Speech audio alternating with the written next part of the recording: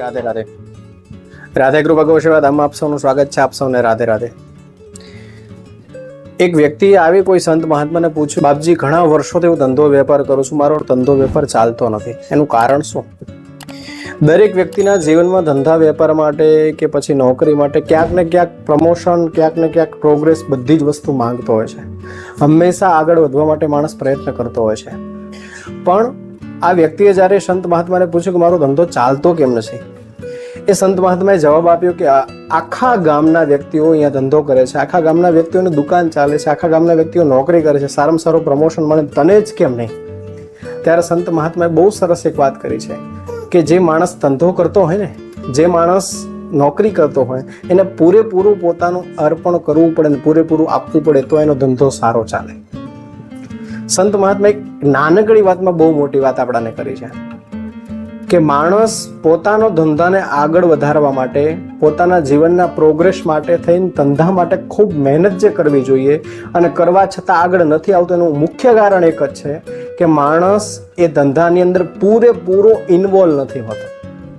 બીજી વાત કે ધંધાની અંદર ઇન્વોલ્વ પણ હોય છે, પણ એની અંદર સૌથી મોટી ખામી હોય છે કે એના જીવનમાં એ ધંધા બાબતે લઈ અને નીતિ નથી હોતી. માણસ પૂરેપૂરો સફળ થવા માટે, માણસ પૂરેપૂરો આગળ આવવા માટે પ્રયત્ન કરતો હોય છે, પણ એ પ્રયત્નની પાછળ રહેવાનું કારણ એક જ છે કે માણસ પોતાને પૂરેપૂરો અર્પણ નથી કરતો.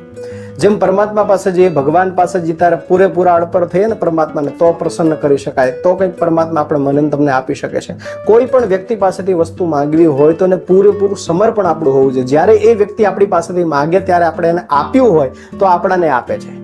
એવી જ રીતે આપણે આપણા ધંધાની અંદર આગળ વધવા માટે પ્રયત્ન કરતા હોઈએ છીએ, પણ જ્યાં સુધી આપણે પૂરેપૂરું આપણું નથી આપતા ત્યાં સુધી એ ધંધો આપણા માટે ફાયદાકારક નથી હોતો. પછી ધંધો હોય કે સારી નોકરી હોય, ગમે એટલો મોટો બિઝનેસ હોય, પણ એ બિઝનેસને પ્લસ કરવા માટે, પ્રોગ્રેસ કરવા માટે, અપ જવા માટે થઈ અને માણસે પોતાનો પૂરેપૂરો સમય, પૂરેપૂરો મન, પૂરેપૂરો વિચાર અને પૂરેપૂરી નીતિ આપવી પડે છે, ત્યારે માણસ આગળ આવે છે. કારણ કે કહેવાય છે કે ધંધાની અંદર આગળ વધવું હોય, ધંધાના સારામાં સારો પ્રોગ્રેસ કરવો હોય તો સૌથી શ્રેષ્ઠ વસ્તુ એક જ છે કે એ આસન ઉપર, એ ગાદી ઉપર કે ખુરશી ઉપર 1000 દિવસ વિતાવવા પડે છે.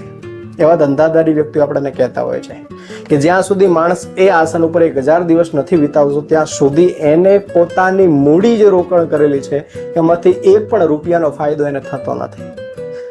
તો ધંધાની અંદર 1000 દિવસ વિતાવવા છતાં પણ જો આપણને પ્રોગ્રેસ ના મળતો હોય તો એનો અર્થ એવો છે કે આપણે ધંધામાં પૂરેપૂરા સમર્પણ નથી, પૂરેપૂરા આપણા જીવનને અર્પણ નથી કરતા, એની અંદર પૂરેપૂરા ઇન્વોલ્વમેન્ટ નથી.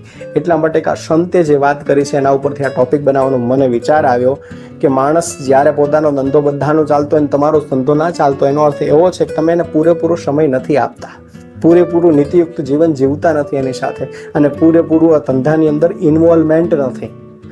કાં તો માણસ ધંધો એટલા માટે કરતો હોય કે એને ગમતો નથી, પણ ઘરની અંદર પૈસાની જરૂરથી આર્થિક રીતે નુકસાન ના થાય એટલા માટે પ્લસ કરવા માટે માણસ ધંધો કરતો હોય છે. અને એક વ્યક્તિ એવો હોય છે કે ધંધો એટલા માટે કરે છે કે પોતાને એટલી ધગશ છે ધંધો કરવામાં, એ વ્યવસાયની અંદર આગળ વધવા માટે, એને એના જીવનની અંદર કંઈક સારું મેળવવા માટે એને એ જ ગોલમાં, એ જ ધંધાના અચીવમેન્ટ દ્વારા એ ગોલ મેળવી અને જીવનની અંદર, વ્યવસાય ક્ષેત્રની અંદર, બિઝનેસ ક્ષેત્રની અંદર કે નોકરી ક્ષેત્રની અંદર ખૂબ આગળ વધે છે. એટલા માટે જીવનમાં જો ધંધાને આગળ વધારવો હોય, જો ધંધામાં પ્રગતિ કરવી હોય તો આપણું પૂરેપૂરું ઇન્વોલ્વમેન્ટ ખૂબ જરૂરી છે. આ પ્રશ્ન કેવો લાગ્યો જરૂરથી જણાવજો અને રાધે કૃપા ગૌસેવા ધામ મારી ચેનલ સબસ્ક્રાઇબ કરજો, લાઈક કરજો, શેર કરજો. આપ સૌને રાધે રાધે.